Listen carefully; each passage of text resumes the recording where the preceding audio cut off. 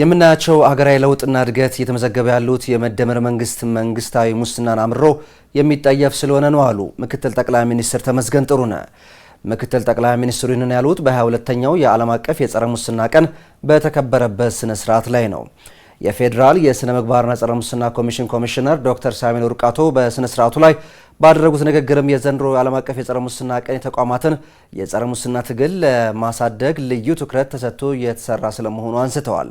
በዚህ ጉዳይ ተጨማሪ መረጃ የሚያደርሰን ባልደረባችን ለይኩን አለም ነው። ለይኩን፣ በዚህ በጸረ ሙስና ቀን እንግዲህ እየተከበረ ነው፣ ዓመታዊ ነው። እዛ ላይ የተላለፉት የምክትል ጠቅላይ ሚኒስትሩ መልእክት ምንድን ነው? እስቲ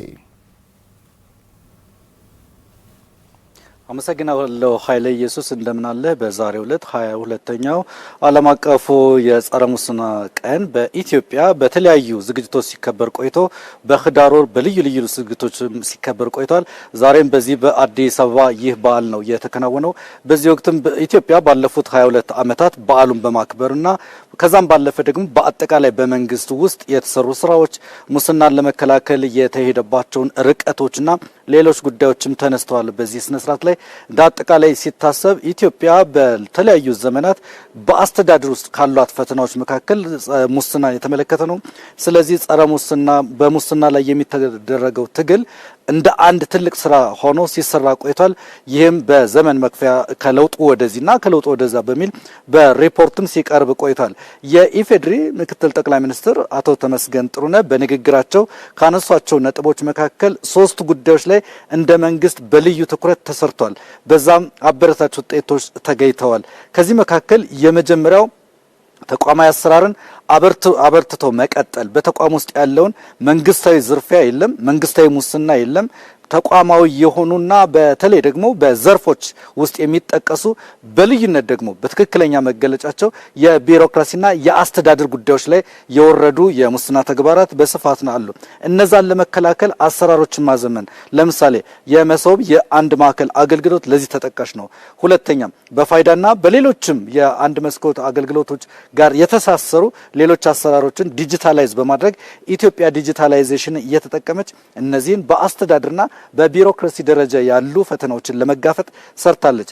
አጥብቀው የተናገሩት ግን በመንግስት ደረጃ ያለ ሙስና የለም፣ እርሱን ተከላክለናል የሚል ሀሳብ አንስተዋል። ከዚህ ባለፈ ደግሞ የባህል ለውጥን ማምጣት አንዱ ነው። በተለይም ደግሞ በህብረተሰብ ዘንድ ያለውን ግንዛቤ ማስፋት፣ ሌሎችንም አሰራሮችን በህብረተሰቡ ያለበትን ኃላፊነት በተገቢ መልኩ እንዲወጣ ለማድረግ ተቋማዊ ግንባታን ባለፈ ደግሞ የግለሰቦች ላይ ህብረተሰብ ላይ የሚሰራው ስራ እንዲሁ በልዩ ትኩረት የሚሰራ መሆኑን አንስተዋል። ከዛ ባለፈ በሶስተኛ ደረጃ ከህጎች ጋር የተያዘና ሰዎች በተለይ ደግሞ በአመራር ደረጃ ያሉት በአዋጅ በጸደቀ መልኩ ሀብታቸውን አስመዝግበውና ሌሎች ስራዎች እንዲሰሩ ተደርጓል። ስለዚህ በመግቢያው ላይም እንደጠቀስነው አሁን ላይ ያሉ ለውጦች፣ አሁን ላይ ያሉ ልማቶች የተመዘገቡት በመንግስት ደረጃ ያለ ዝርፊያ ስለሌለ፣ ሙስና ስለሌለ በታች ደረጃ ያሉትን ደግሞ እየተከላከልን ነው በሚል ተነስቷል። ከዚህ ውጭ በበዓሉ አከባበሩም እንዲሁ የጸረ ሙስና ኮሚሽን ኮሚሽነሩ እንዲሁ ሀሳብ አንስተዋል። በሀሳባቸው ያነሱት ዶክተር ሳሙኤል ኡርቃቶ በተለይም ደግሞ ባለፉት ወራት የተሰራው ስራ ያለፉትን አመታት የመገምገም በቀጣይ አመታት ደግሞ ምን ስራዎችን እንሰራለን በሚል ያየንበት ነው። ስለዚህም ልምዶችን ቀምረናል። እስካሁን የተሰሩ ስራዎች አበረታች ውጤቶችን አይተናል። በቀጣይ አመታትም በቀጣይ ጊዜያትም ይሄን አጠናክረን እንቀጥላለን። በልዩ ትኩረትም በመሪ ቃሉ እንደምንመለከተው ትውልዳዊ ለውጥን ማምጣት፣ ተቋማዊ አሰራርን መገንባት የሚለው በልዩ ትኩረት መሰራቱን አንስተዋል።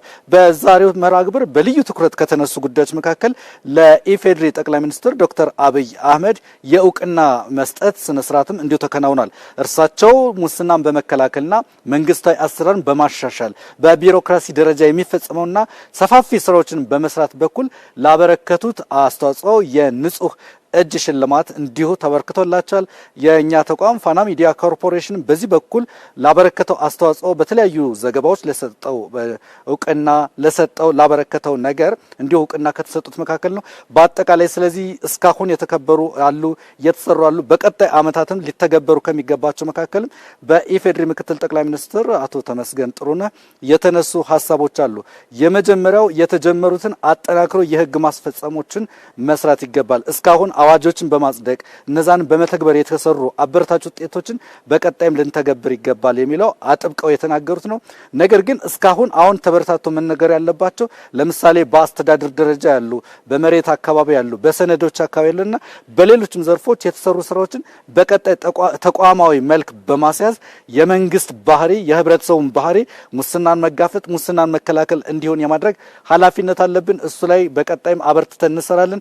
ይህ ደግሞ በህብረተሰቡ ውስጥ ያሉ ጥያቄዎችን በየጊዜው የሚነሱ ከሙስና ጋር በተያያዙ ያሉ የአስተዳደርና የቢሮክራሲ ጥያቄዎችን ለመፍታት ያግዘናል ብለዋል። ስለዚህ በመድረኮች የተነሱ ሀሳቦች እነዚህ ናቸው። ኃይለ ኢየሱስ ለይኩን ዓለም ከልብ ነው የማመሰግነው።